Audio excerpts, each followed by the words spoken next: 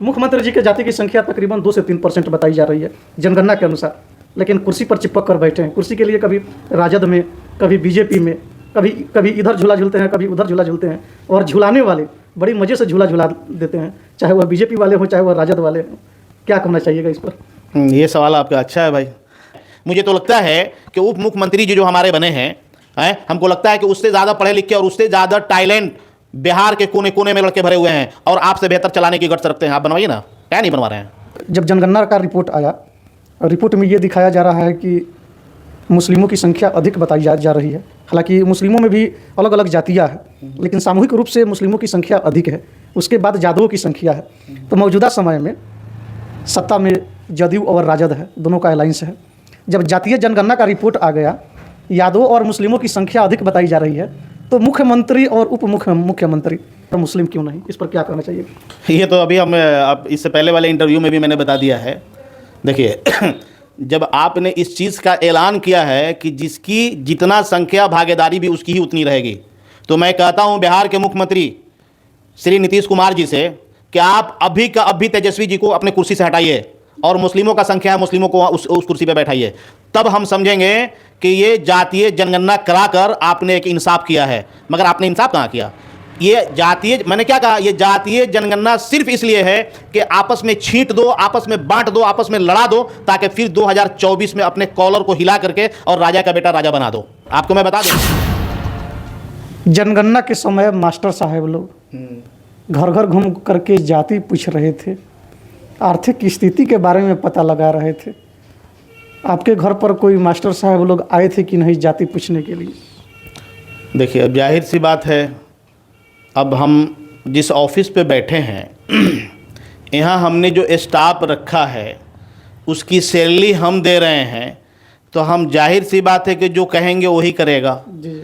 तो इसमें बिहार के टीचरों की कोई गलती नहीं है या उन सरकारी अधिकारियों की कोई गलती नहीं है जिन लोगों के हाथ में लव लेटर दिया गया था और देने के बावजूद भी ये चीज़ें बताई गई थी कि आप इतने दिन के अंदर अगर इस टारगेट को पूरा नहीं कर सकते हैं तो आपके साथ परेशानी आ सकती है। हमको एक बहुत सारे मित्र हैं, मैं नाम वाज़े नहीं करूंगा, जो टीचर हैं, मैं कई दिन तक कॉल करता रहा था। रात में 12 बजे 1 बजे कॉल करते थे और कहते थे अरे यार अशरफ भाई 2-4 दिन बात नहीं कीजिए तो अच्छा है, हम लोग खाना नाश्ता तक छोड़ चुके हैं। तो एक जातीय जनगणना के लिए दूसरे लोगों का खाना नाश्ता तक छुड़वा देना और इतने तेज़ी में जातीय जनगणना को कराना, बिहार के लोग सब समझते हैं, ऐसा नहीं है कि नहीं। जी, चर्चाएं ये भी हुई थी कि जिसकी जितनी संख्या उसकी उतनी भागीदारी, यानी कि संख्या के आधार पर भागीदारी होनी चाहिए। तो जब जनगणना का रिपोर्ट आया, रिपोर्ट में ये दिखाया जा रहा है कि मुस्लिमों की संख्या अधिक बताई जा रही है। हालांकि मुस्लिमों में भी अलग अलग जातियाँ हैं, लेकिन सामूहिक रूप से मुस्लिमों की संख्या अधिक है। उसके बाद यादवों की संख्या है। तो मौजूदा समय में सत्ता में जदयू और राजद है, दोनों का अलायंस है। जब जातीय जनगणना का रिपोर्ट आ गया, यादवों और मुस्लिमों की संख्या अधिक बताई जा रही है, तो मुख्यमंत्री और उप मुख्यमंत्री मुस्लिम क्यों नहीं? इस पर क्या कहना चाहिए? ये तो अभी अब इससे पहले वाले इंटरव्यू में भी मैंने बता दिया है। देखिए जब आपने इस चीज़ का ऐलान किया है कि जिसकी जितना संख्या भागीदारी भी उसकी ही उतनी रहेगी, तो मैं कहता हूं बिहार के मुख्यमंत्री श्री नीतीश कुमार जी से कि आप अभी का अभी तेजस्वी जी को अपने कुर्सी से हटाइए और मुस्लिमों का संख्या है, मुस्लिमों को उस कुर्सी पे बैठाइए। तब हम समझेंगे कि ये जातीय जनगणना कराकर आपने एक इंसाफ किया है। मगर आपने इंसाफ कहाँ किया? ये जातीय, मैंने क्या कहा, ये जातीय जनगणना सिर्फ इसलिए है कि आपस में छींट दो, आपस में बांट दो, आपस में लड़ा दो, ताकि फिर 2024 में अपने कॉलर को हिला करके और राजा का बेटा राजा बना दो। आपको मैं बता दूं, क्या बिहार के अंदर जो है मुख्यमंत्री के लिए या उप मुख्यमंत्री के लिए और लोग नहीं है क्या? और यानी उतने पढ़े लिखे और लोग नहीं हैं? मुझे तो लगता है कि उप मुख्यमंत्री जी जो हमारे बने हैं, हैं। हमको लगता है कि उससे ज़्यादा पढ़े लिखे और उससे ज़्यादा टैलेंट बिहार के कोने कोने में लड़के भरे हुए हैं और आपसे बेहतर चलाने की गट्स रखते हैं। आप बनवाइए ना, क्या नहीं बनवा रहे हैं।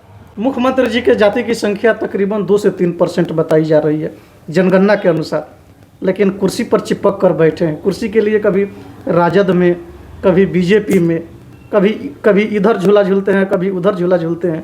और झूलाने वाले बड़ी मज़े से झूला झूला देते हैं, चाहे वह बीजेपी वाले हों, चाहे वह राजद वाले हों। क्या कहना चाहिएगा इस पर? ये सवाल आपका अच्छा है भाई। और अभी इससे पहले हमारे भाई जो इंटरव्यू ले रहे थे तो मेरे जहन में ये बात आई थी, मगर मैं सोचा जब वो पूछे ही नहीं है तो मैं बताऊं कैसे। तो शादी ब्याह आपके यहाँ होता होगा गांव में, गांव समाज में बारात आप जाते होंगे। तो बारात जब आप जाते होंगे तो वहाँ पे 2 तरह का इंतज़ाम होता है, गांव वालों का अलग, बारातियों का अलग। ठीक है, तो गांव वालों का जो इंतज़ाम होता है वो है बिहार के लोग, ठीक है। और बारातियों का जो इंतज़ाम होता है वो है हमारे तेजस्वी जी और नीतीश कुमार जी, वो है बाराती।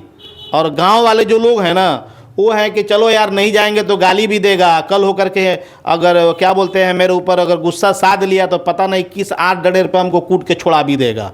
तो वो है बिहार के लोग। बिहार के लोगों को उसी तरीके के मुख्यमंत्री और उसी तरीके के उप मुख्यमंत्री चाहिए।